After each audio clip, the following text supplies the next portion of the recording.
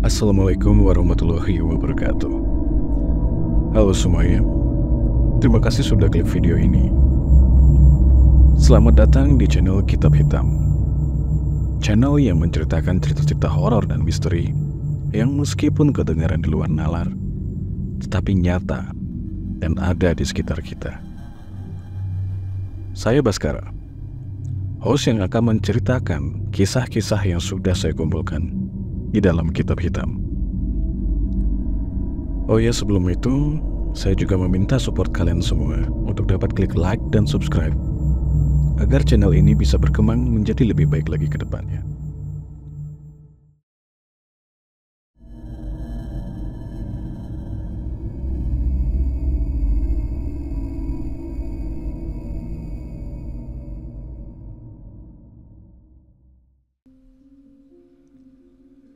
Ini adalah sebuah kisah yang pernah aku dengar dari almarhum ibu, bapak, dan kakak-kakakku.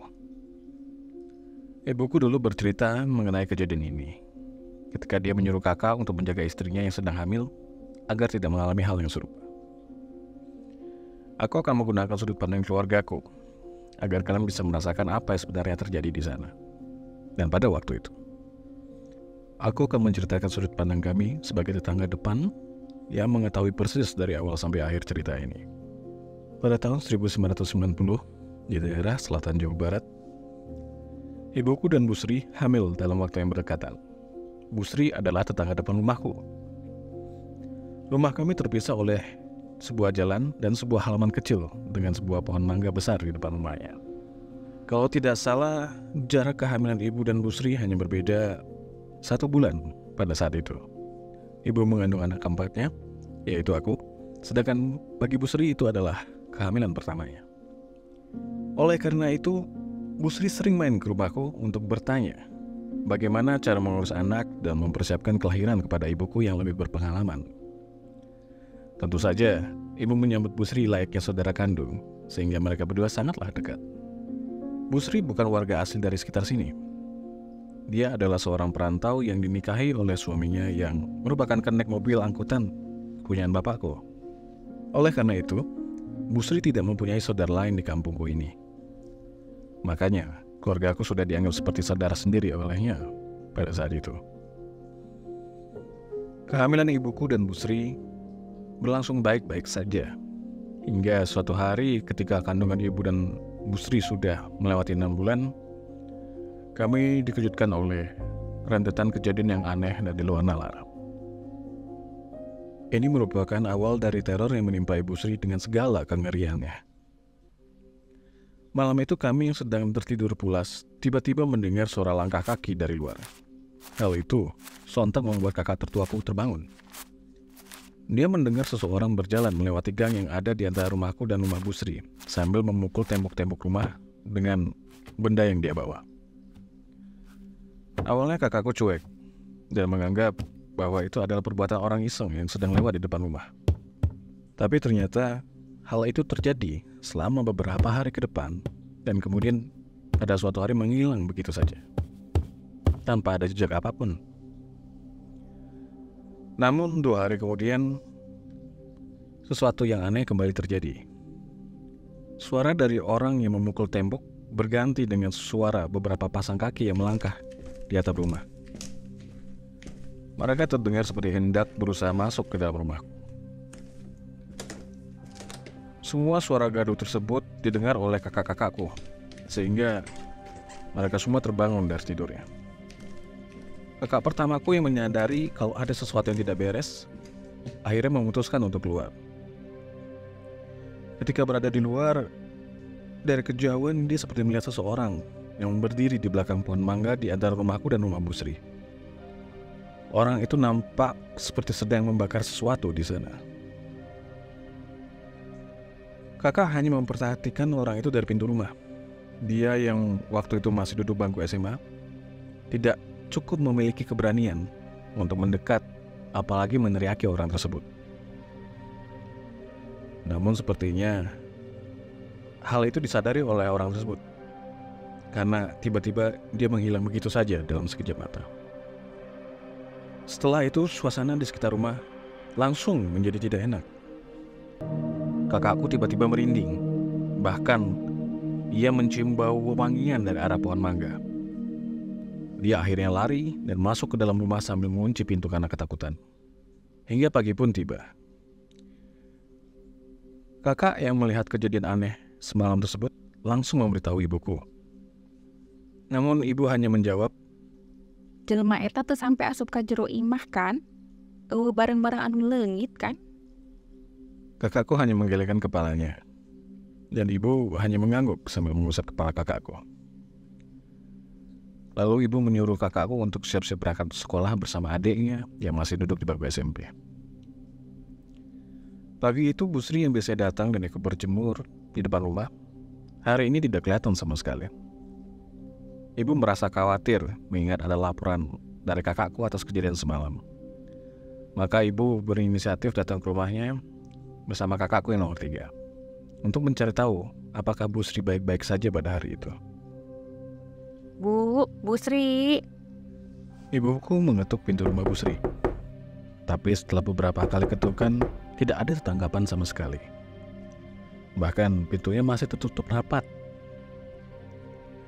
Oleh karena itu, ibu berinisiatif memutar arah ke belakang rumah.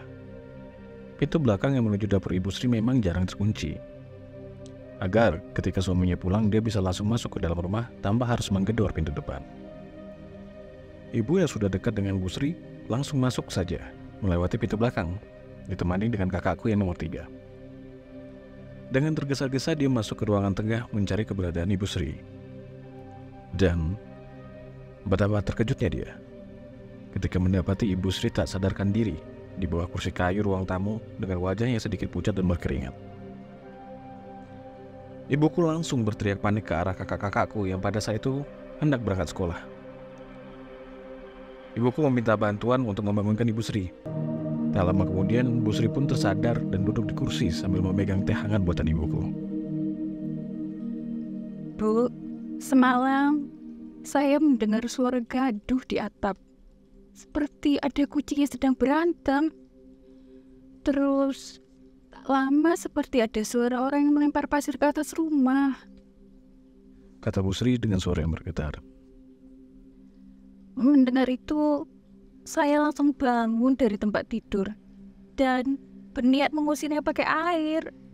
Namun, Bu, semua suara gaduh yang saya dengar mendadak terhenti ketika saya bangun dari tempat tidur.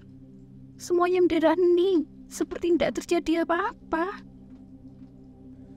Bu Sri sempat terdiam beberapa saat. Tangannya sedikit bergetar sehingga air teh hangat yang dibuat oleh ibuku sedikit tumpah ke tangannya. Terus gimana, Bu? Kenapa Ibu bisa sampai tidur di bawah? Bu Sri hanya mengalihkan pandangannya ke arah jendela yang tertutup tirai pada saat itu. Bu, Jawab Bu Sri dengan wajahnya yang mulai mengucap. Saya melihat sesuatu yang mondar-mandir di depan rumah. Dia muncul dari arah rumah ibu ke rumah saya. Awalnya, saya kira sosok itu adalah suami saya, Bu. Namun, setelah saya tunggu dirinya untuk membuka pintu belakang, saya tidak mendengar pintu belakang terbuka. Malah kemudian, dia kembali lagi, Bu, mengelilingi rumah seperti sedang mencari sesuatu. Saya penasaran, siapa dia? Dan kenapa dia mondar-mandir di sana? Saya sedikit mengintip dari kaca untuk mengetahui siapa dia. Namun, Bu Sri kembali terdiam. Tangannya bergetar lebih hebat daripada sebelumnya. pas saya buka jendela, tiba-tiba sosok itu hilang. Malah muncul semilir angin tipis dari luar rumah dengan bau busuk yang sangat menyengat. Lalu setelah itu, saya tidak sadarkan diri sampai ibu datang. Setelah mendengar penjelasan Ibu Sri, ibu hanya mengenyitkan dahi. Lalu ibu berusaha menenangkan Ibu Sri agar tidak kepikiran lagi dengan kejadian aneh tersebut. Hari pun berlanjut. Setelah peristiwa aneh semalam yang terjadi di antara rumah kita berdua, mau tak mau kedua kakakku diminta untuk tidur di teras halaman rumah. Tujuannya adalah agar kakak-kakakku dapat menjaga ibu dan Bu Sri yang tinggal berdekatan, sehingga masih bisa terlihat ketika Ibu Sri terjaga. Ibu Sri merasa sedikit tenang karena melihat kedua kakakku dari dalam rumah yang berjaga pada malam itu. Pasti banyak yang bertanya-tanya, kenapa malah menyuruh kedua orang anak yang statusnya masih sekolah untuk melakukan hal tersebut? Perlu diketahui, di kampung pada tahun 1990, anak-anak umur belasan tahun sudah dianggap dewasa. Bahkan, banyak yang sudah menikah dan mempunyai anak. Bu Sri akhirnya bisa kembali tidur dengan tenang setelah melihat kedua kakakku berjaga di depan rumahnya. Sambil mengusap-ngusap perutnya yang semakin membesar, dia tersenyum di atas kasurnya sebelum akhirnya memejamkan mata. Namun pada jam 3 subuh, kedua kakakku kembali dikejutkan oleh teriakan Ibu Sri. Kakakku yang pada saat itu terlelap tidur di halaman rumah langsung terbangun dan berlari ke arah rumah Bu Sri dengan keadaan panik sambil membawa senter besi sebagai alat penerangan. Dengan panik mereka berdua langsung masuk melalui pintu belakang dan terkejut ketika melihat Ibu Sri sudah terbangun dengan nafas yang terengah-engah dan mulutnya yang terus-menerusan berkata, Tidak, aku tidak akan memberikan bayiku, katanya dengan nada yang panik. Wajah Ibu Sri pucat, rambutnya acak-acakan dengan keringat dingin yang membasahi tubuhnya. Namun dia sedikit tenang ketika melihat kedua kakakku datang. Wajahnya langsung tertunduk dan menangis di kamar sambil terus-terusan berkata dengan nada yang pelan, Jangan bawa bayiku. Pagi pun tiba. Ibu kembali ke rumah Bu Sri dan mencari tahu apa yang sebenarnya terjadi tadi malam. Namun, dirinya seperti mencium bau yang aneh di dalam rumah itu. Seperti bau bangkai tikus. Namun setelah dicari ke seluruh tempat, tidak ditemukan bangkai apapun di dalam rumah Bu Sri. Ibu lalu menghampiri Bu Sri, dan dia bercerita bahwa semalam ia bermimpi didatangi seorang nenek tua yang keriput. Nenek ini terlihat pucat dengan urat-urat tipis di sekitar wajahnya. Rambutnya yang putih panjang terurai dengan tubuhnya yang sedikit bungkuk. Sosok ini tiba-tiba muncul dari dalam kegelapan dan langsung mengusap-ngusap perut Ibu Sri secara perlahan. Awalnya Bu Sri mendiamkan hal itu. Namun ketika dia sedang mengusap perutnya, nenek itu tiba-tiba meminta bayi yang ada di dalam kandungannya sambil tertawa kecil. Bu Sri tentu saja menolak dan berusaha untuk kabur dari sana, karena wajah sang nenek seketika berubah menjadi menyeramkan. Namun dirinya tak kuasa melakukan hal itu. Tubuhnya menjadi kaku dan tak dapat bergerak, sehingga yang dia bisa lakukan hanyalah berteriak dan terbangun ketika tepat jam 3 subuh dengan keringat yang membasahi sekujur tubuhnya. Ibu yang mendengarkan hal itu langsung berkata, apakah perlu dia memanggil orang lain untuk menemaninya? Atau memanggil paraji atau dukun bayi agar Bu Sri bisa tenang kembali? Karena tidak mungkin kedua kakak laki-lakiku terus-terusan berjaga di depan rumah atas kejadian yang menimpa Ibu Sri. Bu Sri hanya menggelengkan kepala. Dia terlalu canggung untuk meminta tolong kepada orang selain ibu. Sebagai seorang perantau yang ikut tinggal di kampung suaminya, hanya ibulah yang bisa dipercaya. Karena Bu Sri takut kalau hal ini bisa menjadi bahan pergunjingan bagi ibu-ibu di sekitar kampung. Nggak apa-apa, Bu. Sepertinya itu hanya mimpi buruk. Mungkin saya terlalu khawatir akan orang yang mondar-mandir di depan rumah kemarin malam, sehingga saya jadi mimpi buruk. Apalagi suami saya besok pulang, jadi pun tidak perlu khawatir. Kata Bu Sri dengan nada yang pelan. Namun ternyata malam selanjutnya Bu Sri tetap mendapatkan mimpi yang sama. Seorang nenek-nenek yang muncul entah dari mana, yang datang dan kembali meminta bayinya untuk diserahkan.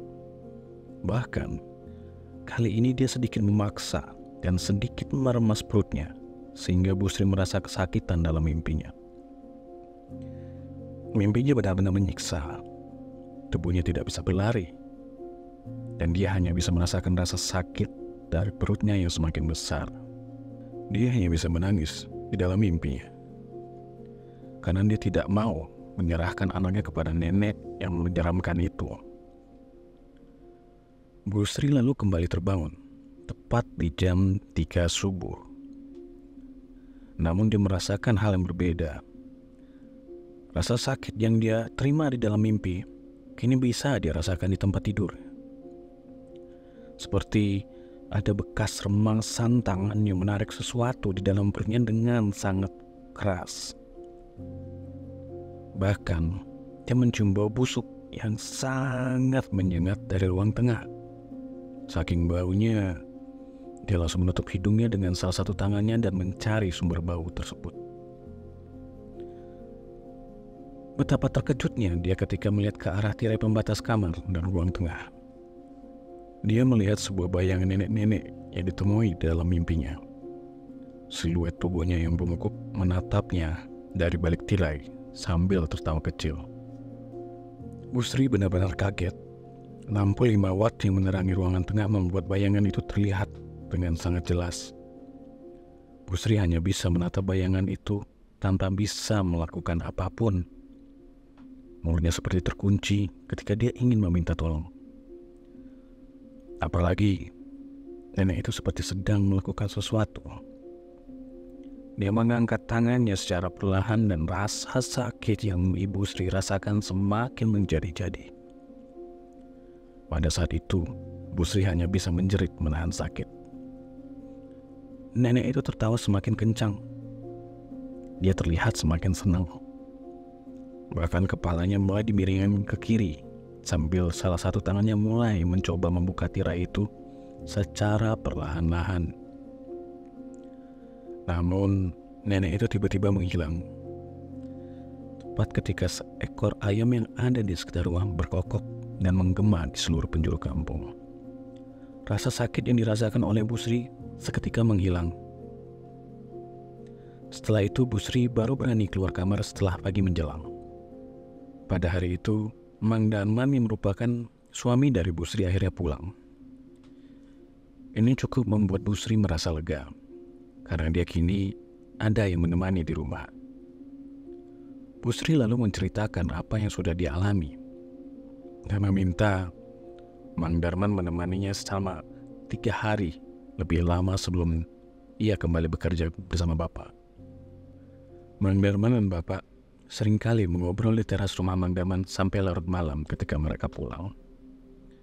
Kedua kakakku pun juga sering ikut sambil mendengarkan sandiwara radio yang diputar di malam hari pada tahun tersebut. Karena di kampung pada saat itu tidak ada hiburan seperti TV yang ada sekarang, maka bersosialisasi dengan tetangga sambil mendengarkan radio adalah satu-satunya sumber hiburan kami di sana. Jam 10 malam pun tiba. Bapak izin sebentar untuk pulang mengantarkan kedua kakakku untuk tidur dan meninggalkan Mang Darman sendirian. Ketika Bapak kembali dari rumah, ia terkejut karena Mang Darman seperti sedang mengobrol dengan seseorang. Tapi Bapak tidak melihat siapapun. "Mang, ngobrol jeung saha maneh?" Begitu kata Bapak sambil berteriak. Mang Darman langsung berpaling ke arah Bapak yang berjalan mendekat kepadanya. Dan ketika dia menengok lagi ke arah yang sebelumnya, dia kaget. "Pak, lihat nenek-nenek di sini nggak?" Katanya dengan nada yang heran. Bapak menggelengkan kepala. Dia berkata bahwa Mang Darman sendirian di sana setelah Bapak pulang. "Kade Mang, bisi eta jurik anu nyiliwuri," kata Bapak sambil menepuk pundaknya. "Jaga pamajikan maneh. Soalnya nu hamil mah masuk dideketin kuno kitu." Mitos hantu, makhluk yang menyeramkan, memang sudah menjadi cerita yang lumrah, apalagi jika kita hidup di kampung. Sehingga wajar Bapak berkata seperti itu. "Engke mas simpan gunting di handapan bantalnya. Bisi ayana naon." Topik obrolan mereka pun akhirnya mulai berubah. Cerita tentang orang yang hamil yang sering diteror hantu pun akhirnya menjadi bahan obrolan mereka. "Pantesan si Sri ingin aku nginap lebih lama. Rupanya dia ingin ditemanin karena beberapa hari ini ada kejadian aneh di rumah, kata Mang Darman. Bapak yang tahu tentang cerita Bu Sri dan keanehan yang dia alami dari Mang Darman akhirnya menyarankan Mang Darman untuk tinggal di rumah saja untuk sementara ini. Masalah kenek, dia akan mencari orang lain terlebih dahulu untuk menggantikannya selama Mang Darman ada di rumah. Obrolan mereka terhenti ketika jam 1 malam. Bapak pamit pulang karena besok harus berangkat dan mencari kenek pengganti Mang Darman. Mang Darman pun akhirnya masuk ke dalam rumah, beristirahat sambil memikirkan saran dari bapak tentang menyimpan gunting di bawah bantal istrinya. Semuanya berjalan normal, terutama ketika bapak berada di dekat Mang Darman. Namun ketika bapak sudah pulang dan Mang Darman membuka pintu rumah, tiba-tiba suasana rumah menjadi hening, gelap dan menyeramkan, sehingga tubuhnya terasa enggan untuk masuk ke dalam. Tubuhnya pun tiba-tiba merinding, seperti ada sesuatu yang aneh berada di dalam rumah. Lalu ketika dia melangkahkan kaki ke dalam rumah,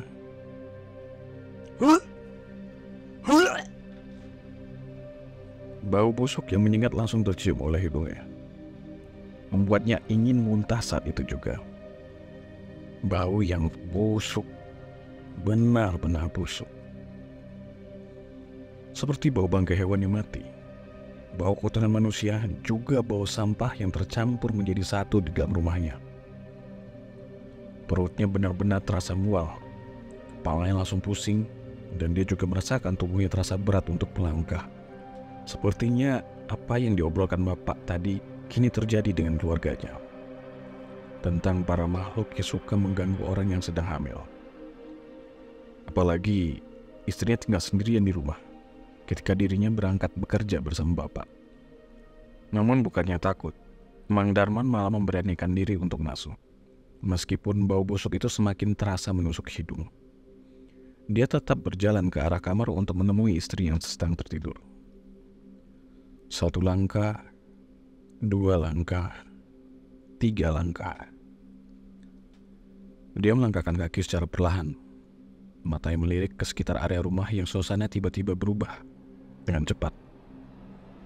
Awan dingin yang tiba menyeruak disertai dengan bau yang tidak sedap membuat jantungnya makin berdebar kencang. Tiba-tiba, astagfirullah! Tepat ketika membuka tirai kamarnya, Mang Darman langsung melihat sosok yang tadi mengajaknya ngobrol di luar. Sosok yang dianggap bapak sebagai makhluk halus kini muncul di dalam kamar. Sosok nenek tua itu berdiri sambil menyeringai ke arah dirinya. Tubuhnya yang bungkuk terlihat sedang mengelus-ngelus perut Bu Sri secara perlahan. Jangan, orok na dibawa kunitinya. Kata sosok itu sambil terkekeh-kekeh. Mang Darman begitu terkejut, jantungnya semakin berdebar kencang. Tubuhnya kaku mendapati nenek itu muncul tak jauh dari tempat dia berdiri. Pemandangan itu membuatnya terpaku selama beberapa detik. Dan ketika ia sudah bisa menggerakkan kepalanya lagi, dia langsung berteriak dengan maksud untuk membangunkan istrinya yang sedang tertidur pulas di sana. Sri, bangun! Katanya dengan nada yang sangat keras. Teriakan itu langsung membuat nenek itu seketika menghilang. Bu Sri yang sedang tertidur pulas langsung terbangun dan bertanya kepada suaminya kenapa berteriak di tengah malam. Loh, ada apa mas? Kok malam-malam begini teriak? Suaminya langsung mendekat.